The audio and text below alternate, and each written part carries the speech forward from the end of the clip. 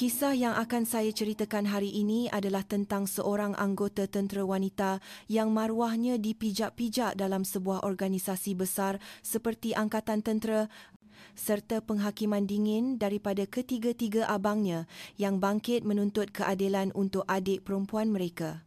Silakan mendengar. Di Kem Gubir, Kedah, tanah paling utara di semenanjung Malaysia, di mana angin sejuk dari banjaran gunung tiba terlebih dahulu. Di bumi yang lasak inilah terletaknya markas Brigade Infanteri ke-6 yang juga dikenali sebagai pasukan teras di bawah naungan Divisyen Kedua Infanteri Malaysia 2 DV. Dalam batalion semboyan diraja di bawah Braj ini, di tengah-tengah bau minyak senjata, tanah lembap dan peluh para prajurit, Korporal Nurul Iman binti Jauhari, 25 tahun, sedang mengetatkan skru terakhir pada tiang pemancar isyarat. Dia menghembuskan nafas, mengeluarkan wap nipis dalam udara yang mula menggigit. Dengan ketinggian hampir 170 cm, rambut yang diikat sanggul ketat tersembunyi di bawah berit, sepasang mata yang tajam penuh tekad dan kedua-dua tangan yang cekap mengendalikan peralatan komunikasi yang rumit, setiap inci dirinya membuktikan dia adalah seorang askar sejati. "Hoi, Korporal Iman! Dah siap tu turun bawah sentral lantai bilik gerakan. Petang ni pegawai memerintah nak datang periksa." Suara itu milik Sarjan Mejar Anwar, seorang sarjan kompani senior yang berperut buncit dan berwajah sentiasa berminyak. Dia sering mengerah Nurul Iman, satu-satunya askar wanita di unit mereka, seolah-olah dia pembantu peribadinya. Nurul Iman menggenggam tiang isyarat dengan lebih erat untuk seketika sebelum mengawal emosinya dan menjawab dengan tenang. "Baik, Sarjan Mejar. Tapi saluran 3 sedang mengalami gangguan isyarat yang teruk. Saya tengah periksa. Lagipun, membersihkan bilik gerakan bukan tugas hakiki saya dan buat masa ini, memastikan sistem komunikasi sentiasa siap siaga adalah jauh lebih penting." "Budak baru Naab ni berani menjawab ya?" Kening Sarjan Mejar Anwar berkerut. Dia 2 pangkat lebih senior daripada Nurul Iman dan merupakan seorang yang berpegang teguh pada fahaman bahawa wanita masuk tentera hanya untuk mencari kesenangan, bukan untuk kerja serius. Kebolehan Nurul Iman yang luar biasa bukanlah sesuatu yang boleh diterimanya, malah menjadi alasan untuk dia cemburu dan sentiasa mencari fasal. "Tugas hakiki kau adalah ikut perintah, faham tak? Ini tentera. Apa aku suruh kau buat? Lagipun, kau mana boleh baiki benda tu? Biar budak-budak lelaki buat, 5 minit je siap. Lambat setengah hari ni pun sebab kau lah. Turun sekarang." Nurul Iman mengetap bibir. Masalah pada saluran itu berpunca daripada Sarjan Mejar Anwar sendiri yang mengubah tetapan peralatan sesuka hati setengah jam yang lalu. Dan di unit ini tiada siapa yang boleh menyelesaikan masalah itu dalam masa yang singkat selain dirinya. Namun dia tahu jika terus berdebat, dia hanya akan dituduh mengingkari perintah pegawai atasan. "Faham, Sarjan Mejar, saya akan turun sebentar lagi." Dia menelan kepahitan di dalam hati dan menanggalkan tali pinggang peralatannya. Tawa sinis Sarjan Mejar Anwar kedengaran mengekorinya. Nurul Iman mempunyai satu rahsia yang tidak diketahui sesiapa pun di unit itu. Ketiga-tiga abangnya adalah legenda hidup dalam Angkatan Tentera Malaysia. Abang sulungnya, Jeneral Taufik bin Jauhari, kini memegang jawatan sebagai Panglima Medan Barat Tentera Darat, komander tertinggi yang bertanggungjawab menjaga keselamatan seluruh semenanjung Malaysia. Dia dikenali sebagai Panglima berhati waja dan seorang pakar strategi yang sempurna. Di sebalik senyumannya yang lembut, tersembunyi ketegasan yang digeruni musuh. Abang kedua, Mejar Jeneral Iskandar bin Jauhari, Timbalan Panglima 10 Brigade Para, unit elit paling digeruni dalam Tentera Darat Malaysia. Dia digelar sang pendobrak kerana apabila dia menetapkan sasaran, tiada halangan yang dapat menyekatnya. Pasukannya adalah unit yang paling ditakuti oleh anasir luar. Dan abang ketiga, Kolonel Kamal bin Jauhari, seorang pegawai penting di Jabatan Arah Kor Undang-Undang Tentera Kagat. Dikatakan tiada seorang jeneral pun yang dapat terlepas daripada pandangan tajamnya apabila dia mula menyiasat kes rasuah dalam angkatan tentera. Dia adalah pisau bedah terakhir yang menjaga keadilan dan disiplin tentera. Walaupun mempunyai abang-abang yang berpangkat tinggi, Nurul Iman tidak pernah sekali pun menyebut tentang mereka. Dia mahu semua orang menerimanya sebagai Kopral Nurul Iman, bukan sebagai adik sesiapa. Dia mahu membuktikan nilai uniform yang dipakainya dengan titik peluh dan usahanya sendiri. Inilah maruah dan baktinya kepada ibunya yang telah menghabiskan seluruh hidupnya sebagai isteri seorang tentera setelah ayah mereka, juga seorang askar, meninggal dunia terlalu awal. Namun, realiti begitu kejam.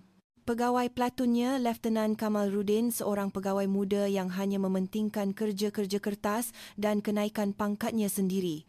Dia tidak pernah mengambil peduli tentang kebajikan orang bawahannya. Apabila Sarjan Meja Anwar membuli Nurul Iman secara terang-terangan, dia hanya menganggapnya sebagai senior mengajar junior dan mengabaikan masalah itu kerana takut kekecohan di unitnya akan menjejaskan rekod perkhidmatannya yang cemerlang. Lutut Nurul Iman mula terasa kebas ketika dia menyental lantai bilik gerakan sehingga berkilat.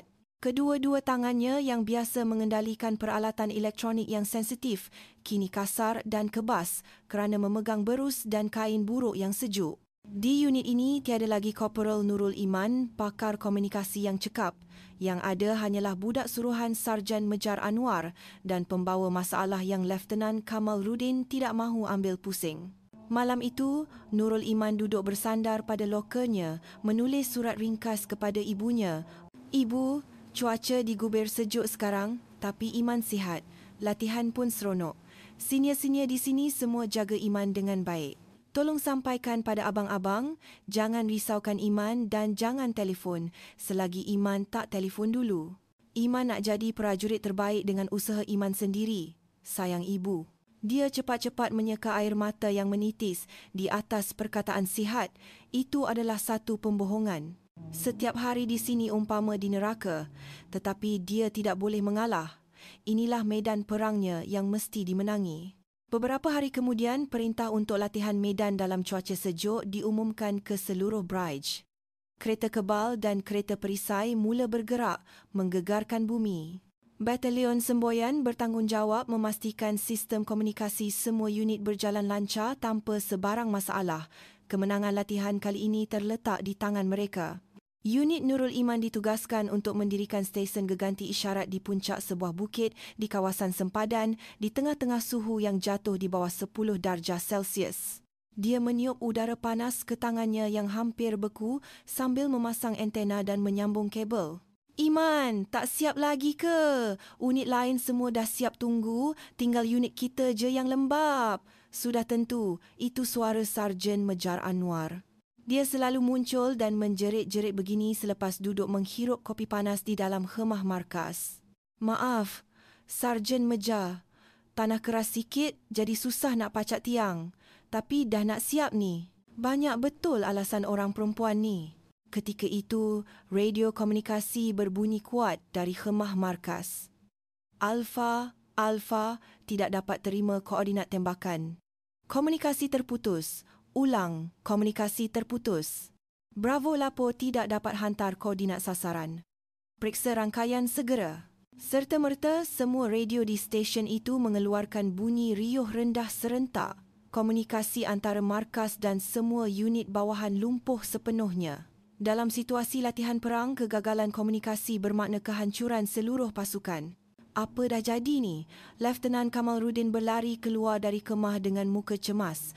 Muka Sarjan Mejar Anwar pula pucat lesi, tidak tahu hendak berbuat apa. Korporal Iman, ini mesti kerja kau. Kau buat apa sampai rosak semua alat ni? Sarjan Mejar Anwar segera menuding jari kepadanya. Tetapi Nurul Iman tidak mempunyai masa untuk melayan kata-katanya. Dia terus berlari ke arah unit penghantar terima satelit taktikal, peralatan utama mereka. Matanya mengimbas papan lita dan kabel yang rumit dengan pantas. Sistem bekalan kuasa normal, modul penghantar terima pun normal. Ini macam ada hentakan dari luar. Atau dia memeriksa peralatan dengan teliti dan akhirnya menemui puncanya. Penyambung pada salah satu modul penentukuran frekuensi telah longgar sedikit. Ia bukanlah komponen yang boleh tercabut sendiri, melainkan ada seseorang sengaja menariknya atau menghentaknya dengan kuat. Dia teringat bagaimana Sarjan Mejar Anwar menendang peralatan itu beberapa hari lalu sambil merungut, besi buruk ni menyusahkan betul. Nurul Iman segera memasang semula penyambung itu dengan kemas dan memulakan semula keseluruhan sistem. Selepas beberapa saat senyap, bunyi statik hilang dan suara yang jelas kedengaran dari radio. Kualiti isyarat terbaik. Alpha terima koordinat baharu. Bravo terima koordinat sasaran. Teruskan misi. Dalam masa kurang daripada 5 minit, keseluruhan sistem komunikasi kembali berfungsi sepenuhnya. Lieutenant Kamalruddin menarik nafas lega. Askar-askar lain memuji, hebatlah Korporal Iman. Tetapi riak wajah Sarjan Mejar Anwar menjadi semakin keruh. Ketidakcekapan dan kesilapannya telah terbongkar di hadapan semua orang. Maruahnya tercala teruk dan dia merasakan semua ini adalah salah Nurul Iman. Matanya memancarkan api dendam yang menakutkan. Malam itu, latihan dihentikan sementara. Nurul Iman berniat untuk tidur sebentar di dalam khemah stor peralatan yang agak tersorok. Tetapi dalam kegelapan, satu susuk tubuh berdiri menghalang laluannya. Sarjan Mejar Anwar, Korporal Iman. Kau dah malukan aku betul-betul hari ni ya. Bau arak murah yang tengik menusuk hidung. Saya tak faham apa yang Sarjan Mejar cakapkan. Saya cuma buat tugas saya. Tugas? Kalau bukan sebab engkau menyibuk nak baiki, semua dah selesai. Berani kau jatuhkan air muka aku depan orang lain, ha? Budak hingusan. Sarjan Mejar Anwar melangkah lebih dekat. Tingkah lakunya yang mengancam membuatkan Nurul Iman berundur tanpa sedar. Ini tentera, bukan tempat perempuan nak tunjuk pandai. Biar aku ajar kau sikit. Tiba-tiba, tangan Sarjan Mejar Anwar menampar pipinya. Muka Nurul Iman terteleng mengikut daya tamparan itu. Pipi kirinya terasa pijar seperti terbakar. Sarjan Mejar tak boleh buat macam ni. Ini serangan fizikal. Serangan fizikal? Hah, ada bukti ke? Kat sini cuma ada kau dengan aku. Siapa nak percaya cakap kau? Dia mengangkat tangannya sekali lagi. Nurul Iman pantas mengangkat lengan untuk melindungi mukanya. Dia ketawa mengejek, lalu menyepak perut Nurul Iman dengan bat combatnya sekuat hati. Ag!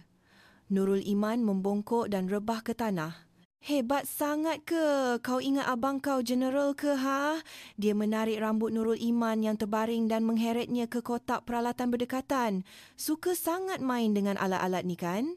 Cuba rasa kena hentak dengan benda ni sikit, mana tahu boleh jadi cerdik sikit. Ketakutan menguasai tubuh Nurul Iman. Dia cuba meronta sekuat hati tetapi tidak mampu melawan tenaga lelaki yang sedang mabuk itu. Sarjan Mejar Anwar mencapai sebatang sepana boleh laras yang besar. Saat dia mengangkat sepana itu, cahaya lampu suluh menyimbah ke arah khemah diikuti dengan satu suara. Apa yang berlaku tu? Lieutenant Kamalruddin, dia sedang membuat rondaan dan terdengar bunyi bising dari khemah itu. Sarjan Mejar Anwar terkejut dan terus mencampakkan sepana itu. Tuan Lieutenant, buat rondaan ke? Tak ada apa-apa, Tuan. Korporal Iman ni susun barang tak betul, jadi saya ajar dia sikit. Mata Lieutenant Kamalruddin memandang Nurul Iman yang terbaring di atas lantai, pipinya yang lebam kemerahan dan sepana yang tercampak. Dia faham apa yang telah berlaku, tetapi otaknya sedang membuat pengiraan yang rumit. Kalau cerita ni tersebar, serangan fizikal semasa latihan, aku pasti akan disiasat atas tanggungjawab pemerintahan. Kalau aku selesaikan latihan ni dengan baik, aku dapat markah bonus untuk pertimbangan naik pangkat Kapten. Dia memandang Nurul Iman dengan pandangan yang dingin. Korporal Iman, Tuan, bangun dan mengaku salah. Cakap semua ni salah kau. Kau tak jaga peralatan dengan baik dan berkelakuan kurang ajar pada senior. Kalau kau buat macam tu, Sarjan Mejar takkan panjangkan cerita. Nurul Iman tidak percaya dengan apa yang didengarinya. Dia mangsa disuruh mengaku bersalah, pegawai yang sepatutnya menegakkan keadilan sebaliknya memilih untuk menutup kebenaran demi masa depannya sendiri. Kekecewaan bertukar menjadi kemarahan dalam sekelip mata. Tidak, Tuan. Saya tidak melakukan apa-apa kesalahan. Saya yang diserang. Saya akan laporkan perkara ini mengikut prosedur. Wajah Lieutenant Kamalruddin menjadi tegang. Korporal Iman, kamu nak ingkar perintah saya? Ini arahan. Selesaikan perkara ini secara senyap, itu lebih baik untuk kamu. Jangan besarkan cerita, kalau tidak kamu yang akan susah. Faham? Saya tidak boleh patuh pada arahan yang tidak adil, Tuan. Jawapan Nurul Iman yang tegas itu membuatkan kesabaran Lieutenant Kamaludin sampai ke penghujungnya. Oh ya, kita tengoklah. Tapi ingat, sebaik saja kau melangkah keluar dari khemah ni, kau akan jadi askar bermasalah yang ingkar perintah dan melawan pegawai atasan. Kau rasa orang lain akan percaya siapa? Cakap seorang sarjan meja dan aku atau cakap seorang korporal perempuan kecil macam kau? Dia tersenyum sinis dan mengenyitkan mata kepada Sarjan Meja Anwar. Sarjan Meja, boleh pergi berehat, biar saya uruskan. Sarjan Mejar Anwar tersenyum seperti pemenang dan berjalan keluar dari khemah. Kini, hanya tinggal Lieutenant Kamaludin dan Nurul Iman. Dia mencangkung di hadapan Nurul Iman dan berbisik di telinganya seperti ular. Aku bagi kau peluang terakhir, Korporal Iman. Melutut, minta maaf. Aku akan anggap tak ada apa-apa yang jadi.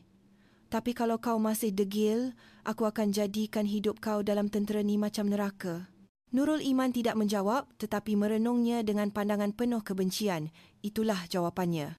Pada saat itu, Nurul Iman merasakan sesuatu seperti putus di dalam kepalanya. Sama ada disebabkan hentakan daripada serangan tadi atau tekanan yang melampau, tiba-tiba pandangannya menjadi kabur dan pening yang teruk mula menyerang. Seluruh dunia terasa berputar. Keesokan paginya, Nurul Iman bangun dengan sakit kepala yang amat sangat. Kejadian semalam masih jelas seperti mimpi ngeri. Pipi kirinya lebam keunguan. Bergerak sedikit pun sudah terasa sakit mencucuk di kepala. Tetapi yang lebih teruk adalah penglihatannya. Dunia kelihatan kabur seperti kamera yang hilang fokus, berselang-seli dengan imej yang jelas seketika. Dia cuba untuk pergi ke pusat rawatan, tetapi Lieutenant Kamaludin bertindak lebih pantas. Selepas perbarisan pagi, dia memanggil Nurul Iman. Korporal Iman, semalam tak cukup tidur ke? Muka nampak tak sihat. Semasa latihan, kalau tak berhati-hati, senang cedera. Hari ni duduk di stesen saja, tak perlu keluar. Anggaplah ini belas kasihan istimewa dari saya. Itu bukan belas kasihan, tetapi kurungan. Dia takut Nurul Iman akan menghubungi orang lain dan menceritakan kejadian semalam. Satu cara untuk memutuskan peluang cerita itu tersebar. Nurul Iman cuba membantah tetapi kepalanya terlalu sakit sehingga tiada daya untuk bercakap. Dia ditinggalkan sendirian di khemah stesen yang kosong sepanjang hari. Masa berlalu, keadaannya semakin teruk. Sakit kepala menjadi semakin kuat seolah-olah mahu meletup dan penglihatannya semakin kabur. Kadang-kadang, imej di hadapannya menjadi gelap gelita seketika. Kalau macam ni, aku boleh jadi buta. Kerisauan mula menyelubungi hatinya. Malam itu, Nurul Iman diperintahkan untuk bertugas kawalan malam. Satu tindakan berniat jahat yang jelas daripada Lieutenant Kamaludin. Dia tahu Nurul Iman tidak sihat, tetapi sengaja memberikan tugas yang paling memenatkan dan berbahaya. Korporal Iman, sakit sikit pun nak jadikan alasan tak bertugas, jadi askar kena tahan lasak. Masalahnya cuma dalam hati tu. Nurul Iman memikul rifle M16 dan berjalan terhuyung-hayang ke pos kawalan, sebuah menara di atas rabung bukit yang curam di belakang stesen. Dalam kegelapan, dia hanya bergantung pada cahaya bulan yang samar dan derianya untuk melangkah. Tetapi derianya tidak lagi normal. Mata yang kabur membuatkannya salah mengagak jarak dan bunyi berdesing di telinga menghalangnya daripada mendengar persekitaran. Di tangga besi sempit yang menuju ke menara, langkahnya tersilap.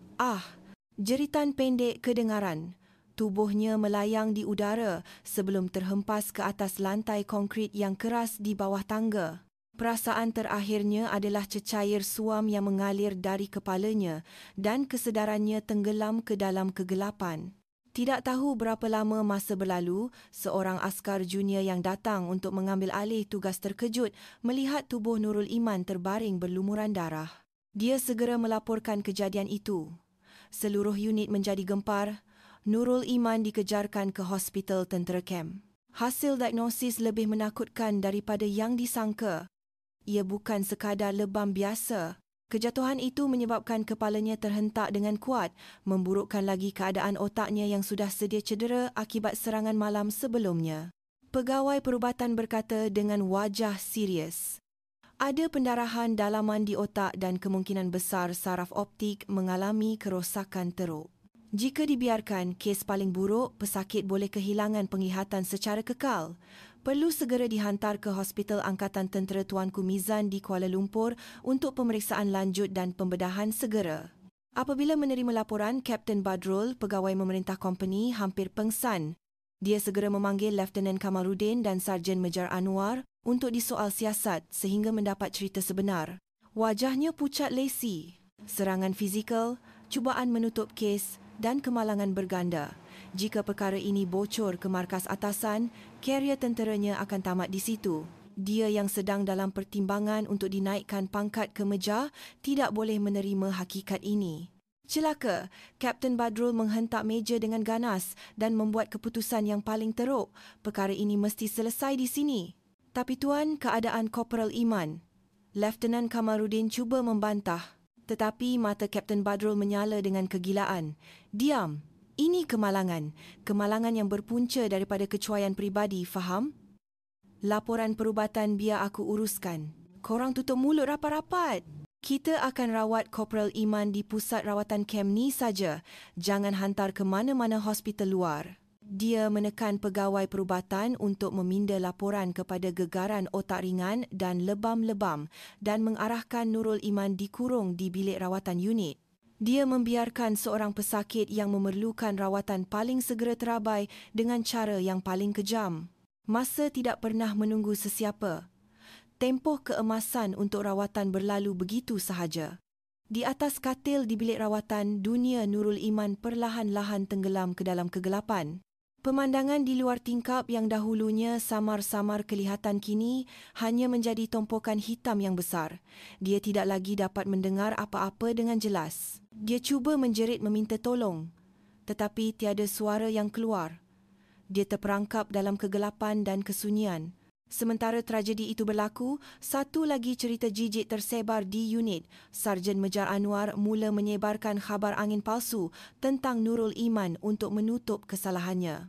Dengar cerita Korporal Iman tu memang ada masalah mental atau dia kecewa pasal lelaki, sengaja terjun tangga. Beberapa askar yang tahu kebenaran merasa bersalah, tetapi tiada siapa berani bersuara kerana tekanan daripada pegawai atasan dan takut akan dibalas dendam. Keadilan membisu dan pembohongan mengambil tempatnya. Tetapi ada satu faktor yang mereka tidak jangkakan. Pribet Adam, seorang askar rekrut baharu yang baru berkhidmat sebulan. Dia seorang pemuda berhati mulia yang tidak tahan melihat ketidakadilan. Dia melihat keadaan Nurul Iman yang semakin merosot setiap hari dengan rasa bersalah dan marah.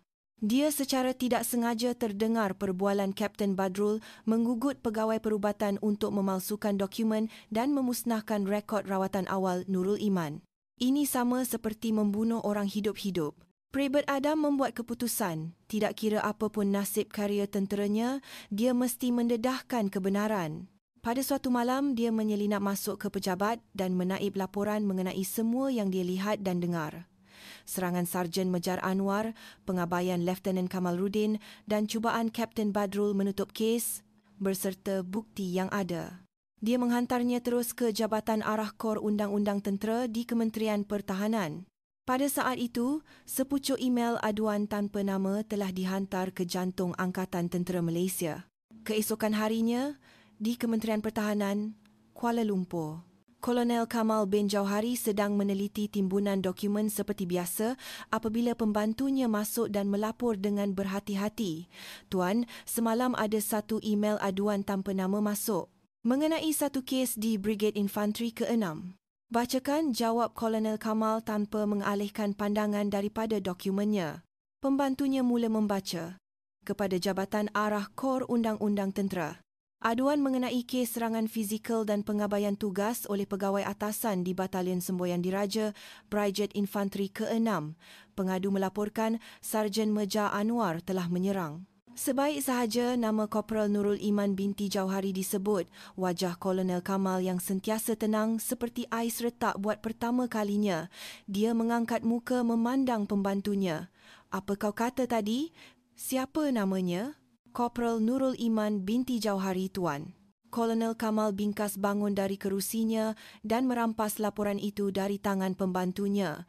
Matanya meluncur laju membaca setiap perkataan, diserang jatuh tangga. Pendarahan otak, saraf optik rosak, dikurung. Gambar yang dilampirkan adalah gambar adik perempuan tunggalnya terbaring kaku di atas katil dengan wajah pucat dan kepala berbalut. Tangannya menggigil. Ketenangannya hilang serta-merta, digantikan dengan api kemarahan yang meletus seperti lahar gunung berapi. Dia terus mengangkat gagang telefon talian terusnya. Panggilan pertama terus ke Markas Medan Barat Tentera Darat. Selamat sejahtera Tuan Panglima, saya Kamal. Di hujung talian adalah suara tenang Jeneral Taufik, perisai Semenanjung Malaysia. Kamal, ada apa? Suara Kolonel Kamal bergetar menahan marah. Abang, Iman dalam bahaya besar bang. Sangat besar. Keheningan menyelubungi talian buat seketika sebelum suara Jeneral Taufik kembali kedengaran. Tetapi kali ini ketenangan itu telah lenyap sama sekali, hanya tinggal kemurkaan yang boleh menggegarkan bumi. Di mana adik kita? Pada masa yang sama di Markas 10 Brigade Para, Mejar Jeneral Iskandar sang pendobrak sedang memimpin latihan payung terjun. Sebaik sahaja dia menerima laporan daripada adiknya, reaksinya hanya satu perkataan pendek. Sediakan kenderaan. Satu perkataan itu membuatkan seluruh bilik gerakan menjadi senyap sunyi. Dia menghentikan semua latihan dan terus menuju ke kenderaan pemerintahannya. Matanya merah menyala seperti bara. 3 pegawai tertinggi Tentera Darat Malaysia mula bergerak serentak. Sasaran mereka hanya satu, Kem Gubir, Kedah. Operasi kemarahan helang telah bermula. Sudah tiba masanya bagi syaitan-syaitan yang cuba membakar burung Phoenix kecil itu menjadi abu untuk merasai sendiri bagaimana rupa kemarahan sang helang yang sebenar. Satu panggilan telefon telah menggerakkan 3 gear paling berkuasa dalam Tentera Darat Malaysia serentak. Di Markas Medan Barat Tentera Darat Kuala Lumpur, seorang pegawai staf bertanya dengan cemas, "Tuan Panglima, ada arahan untuk pengerahan kecemasan?" Sebentar tadi, satu arahan yang tidak pernah dijangka telah keluar dari mulut Jeneral Taufik. Kerahkan skuadron gerak cepat polis tentera. Siap sedia tempur dalam 5 minit peluru hidup. Berkumpul di padang kawat. Sasaran akan saya maklumkan sendiri. Skuadron gerak cepat adalah unit khas yang hanya menjalankan misi anti keganasan atau tugas perlindungan peringkat tertinggi. Jeneral Taufik berdiri membelakangi pemandangan malam Kuala Lumpur. Senyuman lembutnya hilang, hanya tinggal kedinginan yang menjelaskan kenapa dia digelar Panglima Berhati Waja. Timbalan ambil alih tugas saya. Dari saat ini sehingga saya kembali, jangan jawab panggilan daripada sesiapa pun, kecuali Menteri Pertahanan. Jika ada yang bertanya, laporkan saya sedang memimpin latihan khas keselamatan malam di Ibu Negara. Tuan, apa yang berlaku? Jangan tanya. Ini juga sebahagian daripada misi keselamatan Ibu Negara. Pada masa yang sama di Markas 10 Brigade Para, Mejar Jeneral Iskandar sudah lengkap berpakaian tempur dan menaiki kenderaan perisai pemerintahannya. Dia berkata kepada pembantunya yang berlari mengejar, "Ini urusan peribadi. Jangan gerakkan mana-mana anggota Brigade."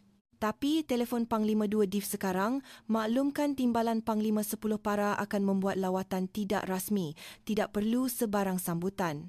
Dan jika aku tidak kembali atau tidak dapat dihubungi dalam masa 3 jam, hantar polis tentera kita ke Kedah serta-merta. Itu adalah satu ugutan tersirat, bermakna dia bersedia menggunakan kekerasan untuk mengambil alih unit itu jika perlu. Dan di Jabatan Arah Kagat, Kolonel Kamal telah mengumpulkan pasukan penyiasatnya. Pasukannya, yang terdiri daripada peguam tentera dan polis tentera terbaik, adalah malaikat maut yang memburu rasuah dalam tentera. Kita akan mulakan siasatan serta-merta di bawah kuasa darurat tentera.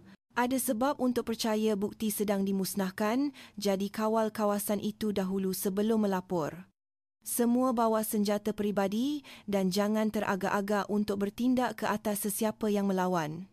Semua tanggungjawab, saya akan pikul. Dari 3 lokasi berbeza, tetapi dengan satu matlamat.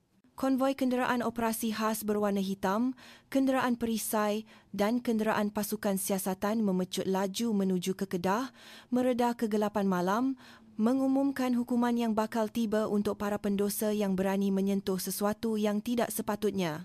Di Kem Gubir Kedah, di Pejabat Pegawai Memerintah Company, Kapten Badrul tidak senang duduk. Dia tidak dapat tidur lena sejak insiden Nurul Iman berlaku. Pada mulanya, semuanya kelihatan berjalan lancar. Dia berjaya menekan pusat rawatan untuk memalsukan dokumen dan menutup mulut orang bawahannya. Hanya beberapa hari lagi cari alasan untuk pindahkan Korporal Iman ke unit lain atau tamatkan perkhidmatannya atas sebab kesihatan.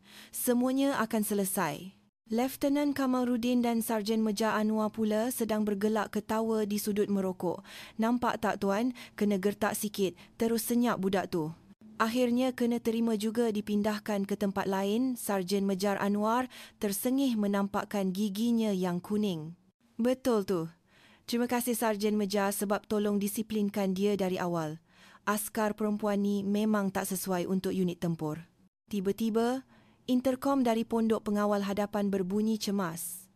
Dari markas company, makluman. Dalam masa 5 minit, Panglima Medan Barat, Timbalan Panglima 10 Para dan Ketua Pasukan Kerja dari Kagat akan tiba untuk lawatan. Semua anggota hentikan aktiviti dan tunggu di berek masing-masing. Ulang, jangan keluar dari bangunan. Pegawai bertugas tidak percaya apa yang didengarinya. Panglima Medan Barat, Timbalan Panglima 10 Para Meja dan Ketua dari Kagat. 3 jeneral akan melawat unit peringkat batalion di Ceruk Hutan ini serentak tanpa sebarang makluman awal. Ini tidak pernah berlaku dalam sejarah. Dia hampir menjerit sambil berlari melaporkan kepada Kapten Badrul. Sebaik sahaja mendengar laporan itu, wajah Kapten Badrul menjadi pucat kehijauan. Panglima Medan, Timbalan Panglima Para, KAAT, kenapa? Kenapa unit kita? Nalurinya menjerit ada sesuatu yang sangat tidak kena. Semua bersiap, berkumpul di hadapan pejabat company sekarang. Seluruh unit menjadi kelam kabut dan kemudian mereka tiba. Lampu hadapan kenderaan menyuluh menembusi kegelapan. Konvoi kenderaan hitam masuk ke dalam kem dengan senyap, diikuti oleh kenderaan perisai polis tentera dan kenderaan pasukan siasatan. Kolonel Kamal melangkah keluar dari kenderaan dahulu, matanya yang dingin melingas ke sekeliling. Sebaik sahaja dia turun, anggota polis tentera bersenjata lengkap terus bertaburan mengawal semua laluan utama kem. Orang kedua yang turun ialah Mejar Jeneral Iskandar, sang pendobrak. Kehadirannya sahaja sudah membuatkan suasana di padang kawat menjadi berat seolah-olah ditekan. Matanya merah menyala dengan api kemarahan. Dan yang terakhir, Jeneral Taufik, Panglima Medan Barat. Dia melangkah keluar perlahan-lahan dan memandang lurus ke arah bangunan company. Wajahnya tenang tetapi kesunyian itu lebih menakutkan daripada sebarang jeritan. Panglima Brigade ke-6 tiba tergesa-gesa tidak lama kemudian. Dia berlari untuk memberi tabik hormat kepada Jeneral Taufik. Meja Jeneral Khairul, Panglima 6 Brigade melapor, Tuan. Jeneral Taufik tidak memandangnya langsung. Kolonel Kamal melangkah ke hadapan.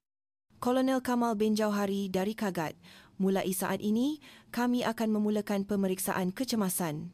Mohon kerjasama Tuan Panglima untuk tidak campur tangan. Pemeriksaan tanpa makluman? Panglima Brigade itu terkejut. Kolonel Kamal menghulurkan sekeping dokumen. Ia adalah perintah pemeriksaan kecemasan yang ditandatangani oleh Panglima Tentera Darat sendiri. Perintah yang Jeneral Taufik perolehi melalui panggilan terus kepada Menteri Pertahanan sebelum mereka bertolak. Perintah yang sah di sisi undang-undang dan tidak boleh ditolak oleh sesiapa pun. Wajah Panglima Brigade itu pucat seperti kertas. Kapten Badrul, Lieutenant Kamalruddin dan Sarjan Meja Anwar berdiri menggigil dari jauh. Mereka masih tidak tahu mengapa bintang-bintang dari langit turun ke neraka dunia mereka, tetapi naluri mereka menjerit sudah tamat. Kolonel Kamal menuding ke arah Kapten Badrul. Awak pegawai memerintah company di sini? Betul, Tuan. Kapten Badrul, Tuan. Di mana Korporal Nurul Iman binti Jauhari sekarang? Sebaik sahaja nama Nurul Iman disebut, jantung Kapten Badrul, Lieutenant Kamalruddin dan Sarjan Mejar Anwar terasa luruh ke perut. Darah hilang dari wajah mereka serta-merta. Macam mana mereka tahu? Ketika Kapten Badrul terpinga-pinga, Major Jeneral Iskandar yang lama berdiam diri bersuara buat pertama kali. Suaranya rendah dan menakutkan, seolah-olah datang dari neraka. Aku tanya, "Adik aku kat mana?" "Adik aku." Kata-kata itu membuatkan segalanya terhenti. Semua kepingan teka-teki dalam kepala ketiga-tiga lelaki itu bersambung. Dan kebenaran yang harus mereka hadapi terlalu menakutkan untuk diterima. Anggota tentera wanita yang mereka pijak dan biarkan tenggelam dalam kegelapan adalah adik perempuan tunggal kepada 3 jeneral paling berkuasa dalam tentera darat Malaysia. Sarjan Meja Anwar terduduk di atas tanah serta-merta. Kaki Lieutenant Kamaluddin menggigil sehingga hampir tidak dapat berdiri. Manakala Kapten Badrul, dia sudah lupa cara untuk bernafas. Jeneral Taufik berjalan perlahan ke arah mereka dan berhenti di hadapan Kapten Badrul. "Bawa aku ke tempat adik aku." Itu bukan perintah atau ugutan. Itu adalah satu penghakiman. Mereka dibawa ke sebuah bilik rawatan yang lama dan lembap di belakang unit. Major Jeneral Iskandar menendang pintu sehingga pecah berkecai. KRAKK.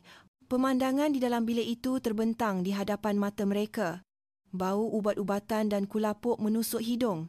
Di atas katil besi lama, satu jasad terbaring kaku, kepala berbalut, wajah pucat tanpa darah dan kedua-dua mata yang memandang kosong tanpa tujuan. Iman. Mata yang pernah bersinar dengan kepintaran dan keazaman itu kini kosong seperti berbola kaca tanpa cahaya. Dia tidak sedar pun abang-abangnya sedang berdiri di situ. Iman. Kolonel Kamal adalah orang pertama yang memecah kesunyian. Suaranya yang sentiasa dingin kini bergetar pilu. Dia melangkah ke arah adiknya dan memegang tangannya yang kurus. Sejuk seperti ais. Major Jeneral Iskandar tidak mampu berkata apa-apa. Dia menggenggam penumbuknya sehingga berdarah. Tentera yang dia curahkan seluruh hidupnya untuk pertahankan telah menghancurkan harta paling berharganya sehingga lumat. Dan Jeneral Taufik, dia melutut perlahan di sisi katil adiknya. Dengan tangan yang terketar-ketar, dia mengusap pipi Nurul Iman. "Abang dah sampai, Iman. Abang dah sampai. Maafkan abang lambat. Abang minta maaf." Setitis air mata jatuh ke atas pipi adiknya yang sejuk. Dan pada saat itu, mata Nurul Iman yang kosong bergerak sedikit. Bibirnya terbuka mengeluarkan suara yang sangat perlahan. "Abang." Satu perkataan itu membuatkan kewarasan ketiga-tiga abangnya putus. Jeneral Taufik berdiri perlahan-lahan. Air matanya telah kering, hanya tinggal kemurkaan Dewa Pelindung. Dia berpaling memandang Kapten Badrul, Lieutenant Kamaluddin dan Sarjan Meja Anwar yang sedang melutut menggigil di luar. "Tahan mereka semua. Mulai saat ini, batalion semboyan ini diletakkan di bawah kawalan Kagat. Rampas semua dokumen dan senjata. Tutup unit ni." Perintah Kolonel Kamal. Major Jeneral Iskandar bergerak. Dia mencekak kola baju Sarjan Meja Anwar. Tubuh yang beratnya hampir 100 kilogram itu terangkat seperti anak patung. "Kau kan yang tarik rambut adik aku? Yang tampar muka adik aku? Kau kan?" Sarjan Meja Anwar menggigil ketakutan, tidak mampu bersuara. Major Jeneral Iskandar menghempasnya ke dinding sehingga retak. Tolong, Tuan." "Diam." Major Jeneral Iskandar mengeluarkan pistol perkhidmatannya dan mengacukannya ke kepala Sarjan Meja Anwar. "Abang, jangan." Kolonel Kamal cepat-cepat menghalang. "Manusia jijik macam ni tak layak dibicarakan di mahkamah tentera. Aku akan hukum dia dengan tangan aku sendiri, di sini." Jari Major Jeneral Iskandar mula menekan picu. "Jangan, bang." Suara lemah Nurul Iman kedengaran lagi. "Jangan kotorkan tangan abang dengan darah orang macam tu." Major Jeneral Iskandar terhenti. Dia memandang adiknya sebelum menghempas Sarjan Meja Anwar ke lantai dan menyimpan pistolnya. "Aku akan buat korang hidup tapi macam dah mati." Dia berpaling menepuk bahu Pribadi Adam. "Terima kasih, Dik, kerana keberanian kamu. Malaysia masih ada harapan. Keselamatan kamu, aku jamin." Jeneral Taufik mengarahkan sebuah helikopter medevac dengan pasukan perubatan terbaik diterbangkan terus ke Kedah. Nurul Iman akan menerima rawatan terbaik dan kini tiba masanya untuk penghakiman. Kolonel Kamal memandang ketiga-tiga penjenayah itu. Siasat mereka sekarang, jangan bagi tidur, jangan bagi makan. Apa yang mereka buat pada adik aku, kita pulangkan 100 kali ganda. Bila helikopter berbunyi bergemuruh di langit malam Kedah, malam pembalasan dendam baru sahaja bermula. Pejabat pegawai memerintah kompeni telah diubah menjadi bilik soal siasat khas. Salah satu dindingnya adalah cermin sehala, di mana di sebaliknya Jeneral Taufik dan Mejar Jeneral Iskandar sedang memerhatikan. Kehadiran mereka menambahkan lagi tekanan yang sedia ada. Kolonel Kamal mengetuai soal siasat sendiri. Orang pertama, Lieutenant Kamal Rudin. Lieutenant, saya ada semua bukti dan keterangan. Kolonel Kamal meletakkan sebuah fail tebal di atas meja. Di dalamnya terdapat keterangan terperinci peribad Adam dan laporan perubatan daripada pasukan doktor dari Kuala Lumpur yang mengesahkan pendarahan otak akut dan kerosakan saraf optik akibat trauma berulang. Bukti yang tidak dapat disangkal lagi. Saya beri awak satu peluang. Mengaku segalanya dan beri kerjasama atau terima hukuman paling berat bersama pelaku utama. Pilih. Lieutenant Kamal Rudin menggigil. Apabila dia merasakan pandangan dua jeneral yang tidak kelihatan dari sebalik cermin, benteng pertahanannya runtuh. Saya akan mengaku semuanya, Tuan. Dia menceritakan segalanya sambil menangis. Dari pengabaiannya terhadap tindakan Sarjan Meja Anwar sehinggalah kepada kerjasamanya dengan Kapten Badrul untuk menutup kebenaran. Orang seterusnya, Kapten Badrul. Dia masih berdegil. Saya tidak bersalah. Saya buat semua tu untuk menjaga kestabilan unit. Kestabilan yang awak maksudkan ialah mengurung anggota bawahan yang hampir buta, memusnahkan bukti dan menutup mulut semua orang. Inikah yang diajar di Maktab Tentera Diraja? Kolonel Kamal memainkan sebuah rakaman suara. Ia adalah suara Kapten Badrul mengarahkan semua orang menutup kes itu.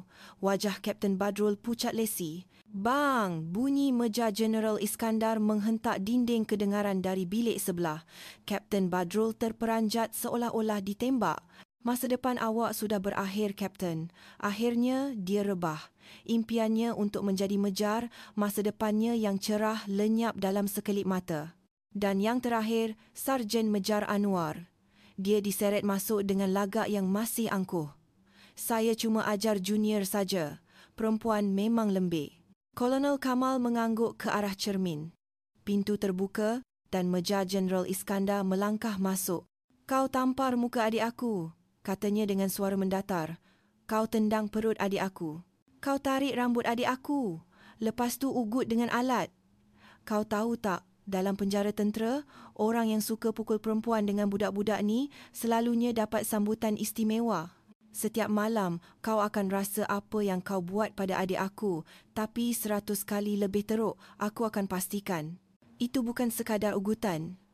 Meja Jeneral Iskandar mampu menjadikan hidup seorang banduan di penjara tentera seperti neraka. Sekarang, beritahu aku, apa yang kau buat pada adik aku? Benteng pertahanan Sarjan Meja Anwar runtuh sepenuhnya. Dia melutut di atas lantai dan mengaku segala kejahatan yang telah dilakukannya. Sebulan kemudian di Mahkamah Tentera Tertinggi, tertuduh Sarjan Mejar Anwar didapati bersalah atas tuduhan menyerang anggota atasan, mengabaikan tugas dan melakukan perbuatan kejam. Dihukum penjara 15 tahun, dipecat daripada perkhidmatan dan semua pencen dilucutkan. Tertuduh Kapten Badrul didapati bersalah atas tuduhan menyalahgunakan kuasa, mengabaikan tugas dan memusnahkan bukti, dihukum penjara 7 tahun dan dipecat daripada perkhidmatan. Tertuduh Lieutenant Kamarudin didapati bersalah atas tuduhan mengabaikan tugas. Namun kerana memberi kerjasama dalam siasatan, dihukum penjara 2 tahun, ditangguhkan selama 3 tahun dan dipecat daripada perkhidmatan. Selain itu, Panglima Brigade telah dipindahkan ke jawatan tidak penting dan semua pegawai yang terlibat dalam menutup kes itu dikenakan tindakan tata tertib. Unit itu boleh dikatakan telah dirombak sepenuhnya. Di Hospital Angkatan Tentera Tuanku Mizan, Nurul Iman duduk di tepi tingkap. Mata kirinya ditutup dengan penutup khas. Selepas pembedahan dan rawatan yang panjang, doktor mengesahkan mata kanannya dapat melihat hampir normal, tetapi saraf optik mata kirinya yang telah rosak tidak dapat dipulihkan dengan teknologi perubatan semasa. Kehidupan seharian mungkin tidak menjadi masalah besar, tetapi untuk kembali berkhidmat dalam tentera adalah mustahil. Ketiga-tiga abangnya berdiri memandang dari belakang, tidak mampu berkata-kata. Kemudian, Nurul Iman bersuara, "Abang, sepanjang Iman jadi askar, Iman sangat gembira. Iman bangga dapat pertahankan negara. Walaupun berakhir macam ni, Iman tak menyesal." Dia berpaling memandang abang-abangnya. Mata kanannya bersinar lebih cerah dan kuat daripada sebelumnya. Iman mungkin hilang sebelah mata, tapi Iman dapat lihat dunia dengan lebih jelas sekarang. Iman tahu apa yang betul dan apa yang patut diperjuangkan. Ketiga-tiga abangnya menahan sebab. Dia tidak hancur tetapi dilahirkan semula, sekuat keluli yang ditempa api. Jeneral Taufik merangkul bahu adiknya. "Betul tu Iman. Adik adalah prajurit paling berani dalam keluarga kita dan akan sentiasa begitu. Karier tentera adik mungkin sudah berakhir, tapi kehidupan sebagai seorang insan baru sahaja bermula. Dia bukan lagi hanya seorang korporal. Dia adalah sang helang yang bangkit dari abu, bersedia untuk terbang ke dunia baharu dengan sebelah mata yang melihat kegelapan dan sebelah lagi mata yang melihat cahaya harapan." Beberapa tahun kemudian di Tugu Negara, 4 beradik keluarga Jauhari berdiri di hadapan tugu peringatan. Di bahu masing-masing tersemat pangkat yang lebih tinggi, Jeneral Taufik, Lieutenant Jeneral Iskandar dan Major Jeneral Kamal. Di hadapan mereka terdapat sebuah buku. Tajuknya, "Dengan Sebelah Mata yang Melihat Lebih Jelas", ditulis oleh Nurul Iman binti Jauhari. Buku itu menceritakan kisah perjuangannya melawan trauma dan mencari harapan baharu dan telah menjadi buku terlaris yang memberi inspirasi kepada ramai orang. "Adik dah buat perkara yang paling hebat, Iman," kata Lieutenant General Iskandar. "Kami abang-abang ni cuma tahu menghukum dan memusnahkan, tapi apa yang adik buat ialah menyembuhkan orang dan mengubah dunia." Nurul Iman tersenyum kepada abang-abangnya. "Taklah, tanpa abang semua takkan ada Iman hari ini. Abang semua adalah langit dan perisai Iman, selamanya." Dalam perjalanan pulang, Major Jeneral Kamal bertanya, "Iman, berehatlah sikit, pergilah melancong ke mana-mana." Nurul Iman memandang keluar tingkap dan menjawab perlahan, "Iman tak boleh berehat lagi bang, selagi ada junior-junior di luar sana yang sedang menangis sendirian macam Iman dulu." Iman nak cerita Iman ni jadi bisikan yang memberitahu mereka kamu tidak bersendirian. Dan Iman nak mata Iman yang tinggal sebelah ni jadi rumah api yang menyuluh jalan untuk mereka. Operasi Kemarahan Helang bukan sekadar kisah pembalasan dendam. Ia adalah kisah tentang harapan yang tidak pernah padam, keberanian untuk melawan ketidakadilan dan semangat agung seorang insan yang bangkit melangkaui parut lukanya untuk terbang lebih tinggi. Nurul Iman mungkin kehilangan cahaya di sebelah matanya sebagai seorang askar, tetapi dia menerima cahaya yang lebih besar untuk menerangi dunia sebagai seorang manusia.